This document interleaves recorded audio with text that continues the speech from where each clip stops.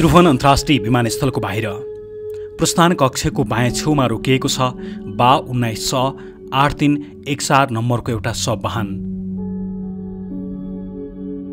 वाहनको छेउमा सुकसुकाउँदै टोलाएकी छिन् नवलपरासीकी मनमाया सार्की। 3 वर्ष अघि विमानस्थलको प्रस्थान कक्षबाट यसरी नै सुकसुकाउँदै मलेसिया उडेकी थिइन् मनमायाकी बहिनी तिलमाया सार्की। आज उनी तिलमाया नेपाल फर्किँदै थिइन्। उनी नियमित यात्रु आउने कक्षबाट आउने छैनन्।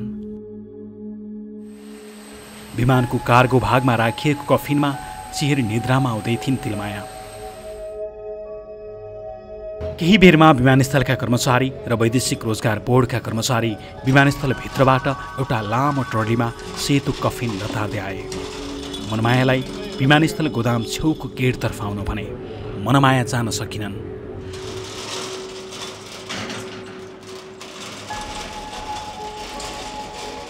उनीसँग आएका उनका देवर हातमा केही कागज बोकेर सेतो कफिनको छेउमा पुगे। विमानस्थलका कर्मचारीले कफिनमा लेखिएको विवरणसँग कागजपत्र जुधाए। विवरण मिल्यो। कफिनमा लेखिएको थियो मृतकको नाम तिलमाया सार्की। तिलमाया सानै उमेरमा गरेको बिहे सफल भएन। छोरी जन्मेपछि श्रीमानले अर्को बिहे गरे। वृद्ध आमासँग माइती बस्न लागिन्। माइतीको आर्थिक अवस्था कमजोर थियो। हुर्किँदै गरेकी छोरीको भविष्यको चिन्ताले तिलमायालाई मलेसियाको टिकट काट्ने बाटोमा पुर्याएको थियो। तिलमायाकी दिदी मनमायाका अनुसार घरेलु कामदारका रूपमा मलेसिया हिँड्नु अघि तिलमायाले वृद्ध आमा धनमाया सार्कीको काखमा 2.5 वर्षकी छोरी राख्दै भनेकी थिइन्, म केही वर्ष दुःख गर्छु, छोरीलाई राम्रो बनाउँछु आमा।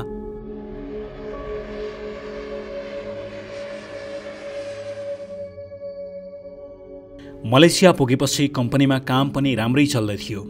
वृद्ध आमा, नाबालिग छोरी र आफन्तहरूसँग तिलमायाको कुरा भइ नै रहन्थ्यो। अन्तिम पटक वैशाख 28 गते आमाको औँसीको दिन तिलमायाले 70 वर्षीय आमालाई फोन गरेकी थिइन्। आफ्नो अवस्थाबारे खासै केही नबताएकी तिलमायाले धेरै बेर आमा र छोरीसँग कुरा गरिन्। त्यसपछि वृद्ध आमाको फोनमा तिलमायाको नामबाट कहिल्यै फोन बजेको छैन। आमा औँसीको दिनको भोलि नै अन्तिम बोली भयो।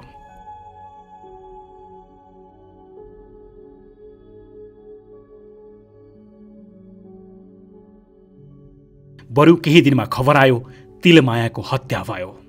एक पाकिस्तानीले तिलमायाको हत्या गरेको खबर पुष्टि हुन झन्डै 3 साता लाग्यो। त्यसपछि शव ल्याउनका लागि वृद्ध आमा र दिदीले सङ्घर्ष सुरु गरे। आमा औँसीको 26 गते हामीसित सम्पर्क भयो। त्यहाँबाट सम्पर्कविहीन भयो। सम्पर्कविहीन हुँदाहुँदै अनि त्यसको 1 हप्तापछि हामीलाई जानकारी के आयो भने उता के अरे यो काठमाडौँबाट म्यानपावरबाट तपाईँको मान्छे मारिएको छ भनेर जानकारी आयो। अनि त्यसकै जानकारीको साथसाथै हामीले के पर्खाइमा बसियो भने कहिले अब हाम्रो मान्छे मार्न त मार्यो, कसले मार्यो, के तरिकाले मार्यो, के कारणले मार्यो भनेर हामीले त्यो बुझ्दा हामीलाई मलेसियाको दूतावासले केही पनि जानकारी दिएको थिएन। के अरे हाम्रो मान्छे नेपाल पठाउनुहुन्न भनेर मैले सोद्धाखेरिमा उहाँहरूले आउँछ, पिर नगर्नु, 1 महिनापछि, 2 महिनापछि, 3 महिनापछि भनेर हामीलाई त्यही जानकारी दिएर त्यसैको पर्खाइमा मात्रै राखिराख्नु भएको थियो। अनि हामीले त्यही पर्खाइमा बसियो। 5 महिना, 6 महिना, 7 महिना बित्यो। हामी धेरै पर्खाइमा बसियो। उहाँबाट हाम्रो डेलिभरी नेपाल पठाउन सकेन दूतावासले। अनि मैले किनभने मेरो मान्छे त गुम्यो, उसको बच्ची छ, उसको छोरी छ, किनभने उसको छोरीको भविष्यको लागि तिलमाया विदेशमा कमाउन गएको, उसको श्रीमानबाट पनि डिभोर्स भएर धोका पाएर मेरो छोरीलाई म आफै भविष्य बनाउँछु, दुःख गरेर भए नि भनेर गएको थियो। अहिले अब हत्याराहरूले मारिदिए। झन्डै 11 महिनापछि मलेसियाबाट तिलमायाको शव आयो।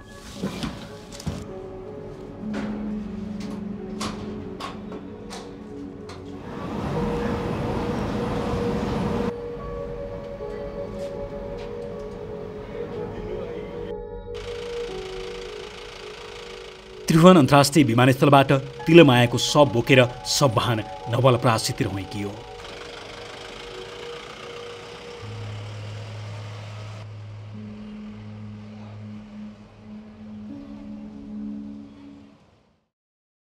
मंगलबार एका बिहानै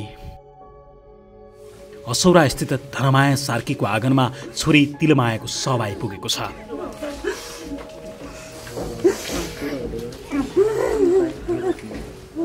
जुन आँगनबाट 3 वर्ष अघि तिलमाया मलेसिया हिँडेकी थिइन्।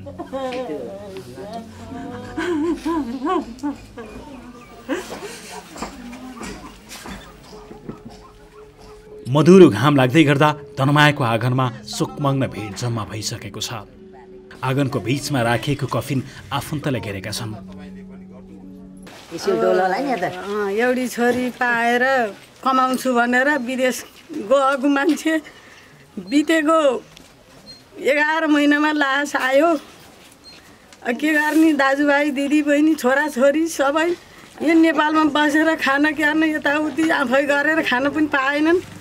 सरकारले जातिविधि गर्यो हुन्डला मचाउँछ, समय यस्तो भयो उस्तो भयो भन्छ। के गरून् बिचरा विदेशी नविदेशी खान पाएनन्, बाबाआमा पाल्न पाएनन्, छोरछोरी पढाउन पाएनन्। दुःखसित गए। आउँदाखेरि बाकसमा आए। बाबाआमाको पीडा 10 महिनासम्म कोखीमा लिएर 10 महिनासम्म कोखीमा लिँदा कस्तो आउँदो हुर्काउने खुवाउने पिलाउने गरेर छोरीले पाल्छे भनेर गाईकी छोरी अहिले बाक्सामा। परदेशी भूमिमा श्रम बेच्न गएकी तिलमाया अब कहिल्यै नफर्किने गरी आफन्तका बीचमा बाकसभित्र आइपुगेकी छिन्। तिलमायाकी 6 वर्षीय छोरी हजुरआमा धनमायाको आँखमा लोटपुटिएकी छिन्। हजुरआमा ठुली आमा र आफन्त रहेको देखेर उनी पनि रोइरहेकी छिन्।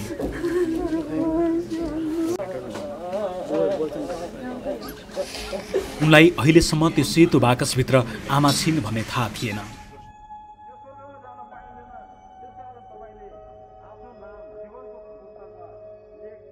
उनले कहिलेकाहीँ घरमाथिबाट हेलिकप्टर उड्दा आमा यसैमा उडेर विदेश गएको भन्थिन्।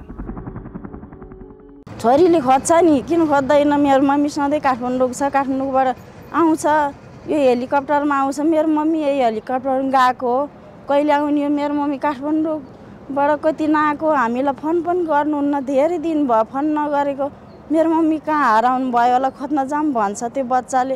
अहिले पनि मैले त्यसलाई ढाँटेर आएको छु, ढाँटेर त आएको छु। म बोकेर आउन उसलाई ल्याउन सकिनँ। म सम्हालिन् कि बच्चालाई सम्हालिनु होला भनेर मैले ल्याइनँ। अब लएर त मैले उसको मम्मीको अनुहार त देखाउनै पर्छ एक दिन। भोलि मैले उसको मम्मीको माया दिएर पाले पनि उसलाई जन्म दिने मम्मी त उही नै हो। त्यो कारणले गर्दा भोलि मेरो मम्मी आउँछ भनेर उसको दिमागमा असर पर्ला। लएर मैले उसको मम्मीको अनुहार देखाउनै पर्छ। पछिल्लो 11 महिनादेखि आमाको फोन नआउँदा हजुरआमा ठुली आमालाई आमा कहाँ हराइन् भन्दै न्यास्रो मान्ने गर्थिन् र सोध्थिन्। जब साँझ पर्थ्यो उनी आमालाई खोज्थिन्। जब बिहान उठ्थिन् मोबाइलमा आमाको मेसेन्जरमा फोन आन्थिन्। अबोध उनलाई कसैले भन्न सक्ने पनि थिएन कि अब तिम्री आमा गएको त्यो लोकमा फोनको घन्टी बज्दैन छोरी।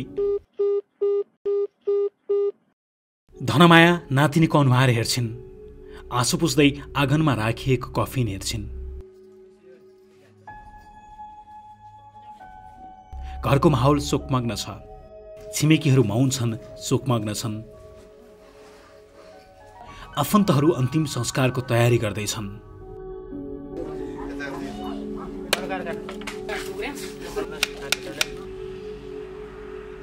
तिलमायाको अन्तिम श्रद्धाञ्जली दिन गाउँका सबै जम्मा भएका छन्। छोरीको अन्तिम अनुहार हेर्न पाऊँ भन्दै धनमायाले गरेको बिलौनापछि विभिन्न निकायको सहयोगमा तिलमायाको शव 11 महिनापछि आँगनमा आइपुगेको जो थियो। आफन्तहरूले तिलमायाको शव भएको सेतो कफिन खोले।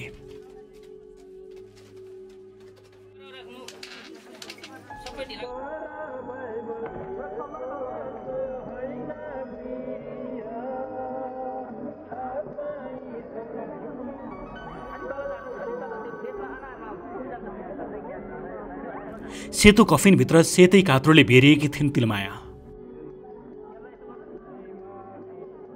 जब कफिन खोल्दै आफन्तहरूले तिलमायाको अनुहार हेर्न लागे कोलाहल मचियो। सुन्दर भविष्यको कल्पना गरेर विदेशिएकी छोरीको मृत अनुहार देख्दा धनमाया मूर्छा परिन्।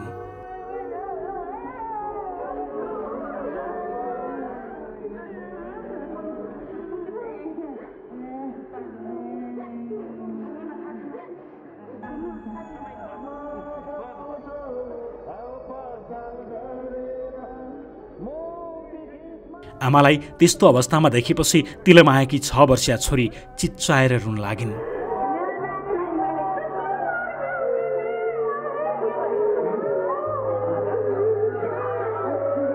आफन्तहरूले पनि आँसु थाम्न सकेनन्।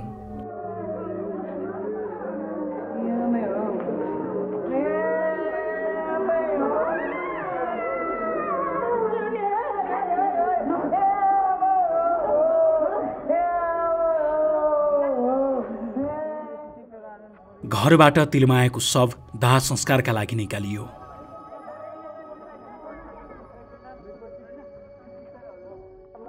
गाउँले तथा आफन्तहरूले चियान खने।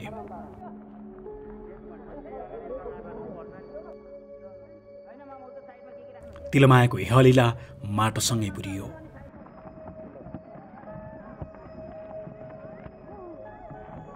तिलमायासँगै पुरियो छोरीको भविष्य सुन्दर बनाउने सपना। तिलमायासँगै विलिन भयो 6 वर्षीया छोरी र 70 वर्षीय धनमायाको भरोसा। तिलमायाका छिमेकीहरू तिलमायाले जस्तो कसैले भोग्न नपरोस् भनेर कामना गर्छन्।